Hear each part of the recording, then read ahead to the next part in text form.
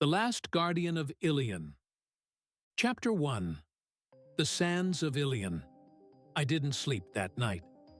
The words on the clay tablet burned into my mind. The Heart of Ilion sleeps among the Teutons. I had heard whispers of it before in old archives, in letters dismissed as myth.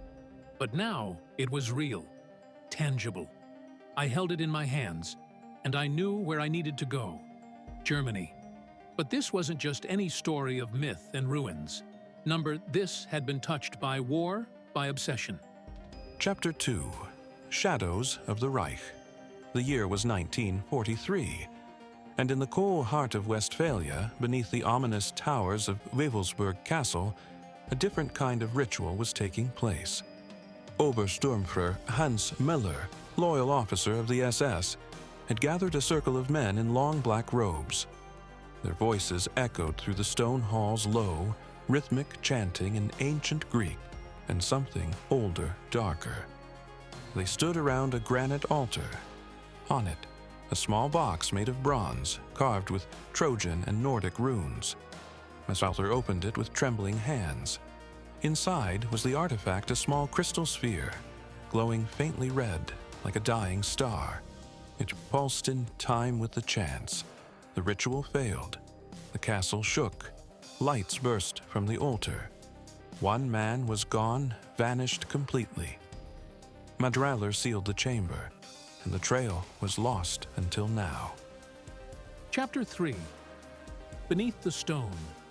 Germany greeted me with rain. Heavy, slow, unrelenting, as if the skies themselves wanted to keep secrets buried. I arrived in Bremen, the town closest to Wewelsburg Castle. Locals avoided the topic of the castle. Some changed the subject. One old man just said, "You shouldn't wake what sleeps." That night, I slipped past the gates. I found the sealed entrance beneath the eastern tower, a metal grate, welded shut. It opened with a groan. What greeted me was a tunnel lined with torches and ancient SS markings. I wasn't alone. I descended into a forgotten hall. Stone pillars rose around me.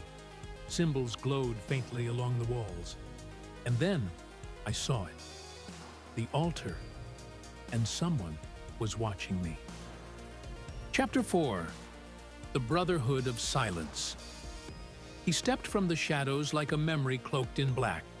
His voice was deep, cracked like old parchment. "Do you seek the heart?" he asked. "That's where they tried to use it," he said, "to bind history, to bend fate. But the heart is not a tool.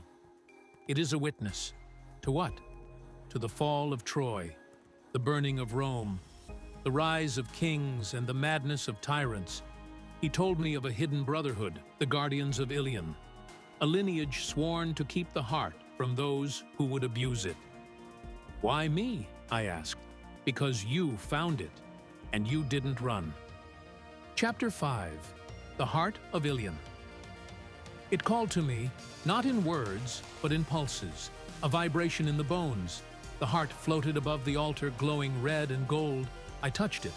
I felt Troy burning, Alexander laughing, Julius crossing the Rubicon, smoke rising over Berlin, the fall of empires, and always the heart, watching.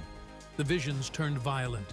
I saw Hitler, Napoleon, Caesar, and I saw myself consumed. I screamed, I fell, and I knew what I had to do. I took it and walked down into a cavern below the ruins.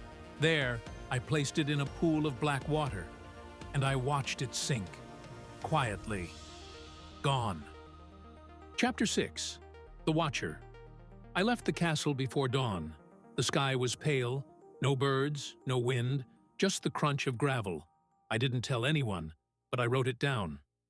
That night, in the hallway mirror of my guest house, I saw him. Not me, the priest, from the visions. He smiled. I turned away.